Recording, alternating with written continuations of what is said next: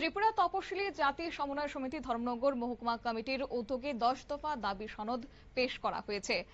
মূলত CPI M Dharmanagar মহকুমা দপ্তরের সামনে থেকে সুসজ্জিত মিছিল শহরের প্রধান প্রধান সড়ক হয়ে 10 দফা দাবি সনদ পেশ করা হয় মহকুমা শাসকের কাছে। সংগঠনের একটি প্রতিনিধি দল উত্তর ত্রিপুরা জেলার ধর্মনগরের এসডিএম কার্যালয়ে উপস্থিত হয়ে এই ডেপুটেশন ও স্মারকলিপি প্রদান করেন। স্মারকলিপিতে তপশিলি জাতি সহ সাধারণ মানুষের জীবনের মৌলিক একাধিক দাবি তুলে ধরা হয়েছে।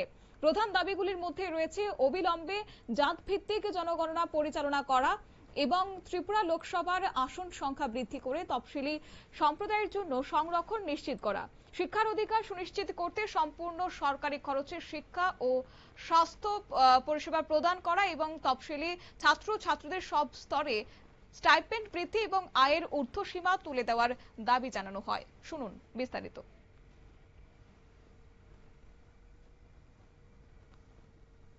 আমরা ত্রিপুরা তফসিল জাতি সমন্বয় সমিতি ধর্মনগর মহকুমা কমিটি আমরা মূলত জনজীবনের 11 দফা দাবির ভিত্তিতে ধর্মনগর মহকুমা শাসকের নিকট আমরা এক গণডেপুটেশন আমরা মিলিত হয়েছি।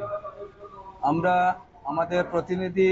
আমাদের যারা 6 জন প্রতিনিধি আমরা ম্যাডামের সাথে দেখা করেছি।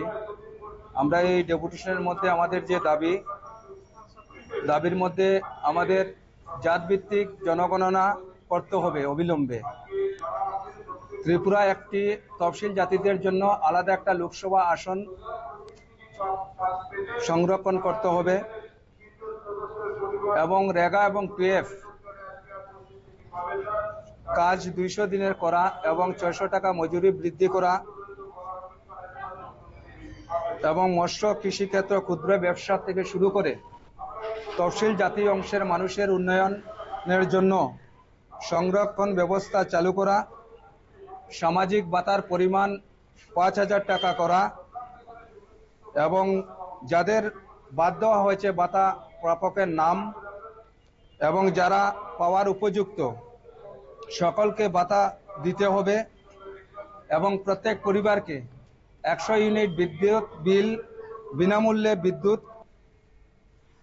উদ্যোগী ও পেশাজীবীদের কল্যাণে দলিত ও তফসিলিদের ব্যবসায়িক সহায়তার আনুপাতিক সংরক্ষণ, সরকারি বাণিজ্য কেন্দ্র ও বাজারে স্টল বন্টন এবং মৎস্যজীবী, লন্ড্রিজীবী, চর্মশিল্পী, হরিজন সম্প্রদায়ের পেশাগত উন্নয়নে বিশেষ নজর দেওয়ার আহ্বান জানানো হয়েছে।